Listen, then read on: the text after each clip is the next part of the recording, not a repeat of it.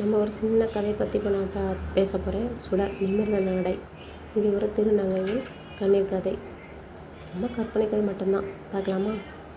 காவேரி என்கிற ஆண் குழந்தையாக பிறக்கிறாள் சுடர். வயதாக அவளோட எண்ணங்களிலும் நடத்தையிலும் பெண்மை மலர்கிறது. ஆனால் அவளது கிராமத்திலும் வீட்டிலும் இதை யாரும் புரிந்து கொள்ள முடிவதில்லை. அப்பாவின் வசதிகள், சுற்றத்தாரின் ஏளன பேச்சுகள், இவன் வீட்டில் மானத்தை வாங்கி விடுவான் என்ற கொடூர வார்த்தைகளும் நாளுக்கு நாள் அதிகமாகின்றன. பெற்ற தாயால் மட்டுமே காவேரியின் மனவேதனையை புரிந்து கொள்ள முடிகிறது. ஆனால் கணவனின் கோபத்திற்கு அஞ்சி அவளாலும் காவேரியை காப்பாற்ற முடியாமல் போகிறது. ஒரு கட்டத்தில் தாங்க முடியாத சுடர் தாயின் பாசத்தையும் துறந்து யாரிடமும் சொல்லாமல் வீட்டை விட்டு நள்ளிரவில் வெளியேறுகிறாள். சென்னை போன்ற ஒரு பெரிய நகரத்தில் சுடர் வந்து இறங்குகிறாள். வாழ வழி தெரியாமல் பசியும் பட்டினியுமாக தவிக்கிறாள். சமூகத்தின் வக்கிர பார்வைகளும் ஏளன சிரிப்புகளும் அவள் மேலும் சிதைக்கின்றன.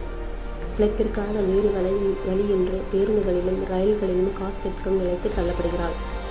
ஒரு நாள் வழக்கம் போல ஒரு அரசு பேருந்தில் நேரே சுடர் கையேந்தி கொண்டே வருகிறாள். பேருந்தின் நடுவத்தில் ஒரு பெண் தன் முகத்தை மூடிக்கொண்டு கதறி அழுகிறாள். அது வேறு யாருமில்லை, அவளுடைய தாய். சுடர் அதிர்ச்சியில் உறைந்து நிற்கிறாள். என் பிள்ளையா இப்படி பெருமைக்கு செய்திருப்பது?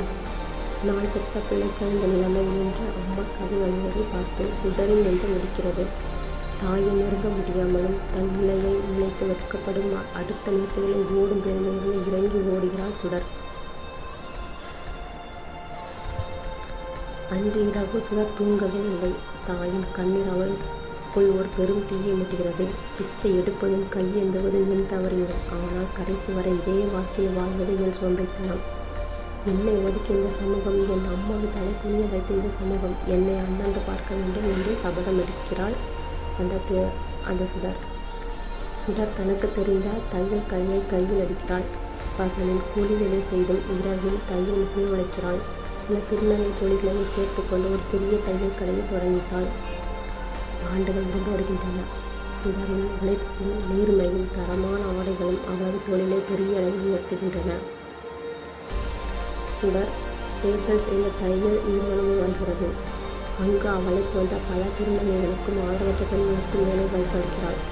இப்போது அவளை ஒதுக்கி அதே சமூகம் அவளது திறமையை கண்டு வியந்து பாராட்டி விருதுகளை கொடுக்கிறது. தலை நிமிர்ந்த தருணம்.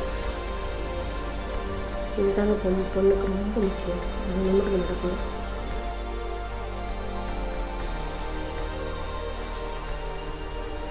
சுடர் தன் சொந்த ஊருக்கு ஒரு பெரிய கார் ஓட்டுநர் வருகிறாள்.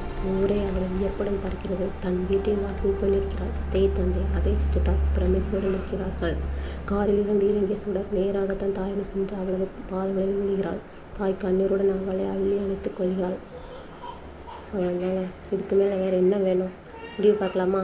அம்மா, அன்னைக்கு பஸ்ஸில் உங்கள் கண்ணீரை பார்த்தப்பவே நான் முடிவு பண்ணிட்டேன். இனி உங்கள் தலை குனியக்கூடாதுன்னு. இன்னைக்கு இந்த சமூகம் என்னை ஒரு திருநங்கையாக மட்டுமா இருக்கிற ஒரு வெற்றியாளராக பார்க்குது. சுடர் நிமிர்ந்த நன்மையோட கர்வத்தோடும் தன்னம்பிக்கையோடும் தன் முறைக்கு மேல் ஊர் சாலையில் நடந்து செல்கிறாள்.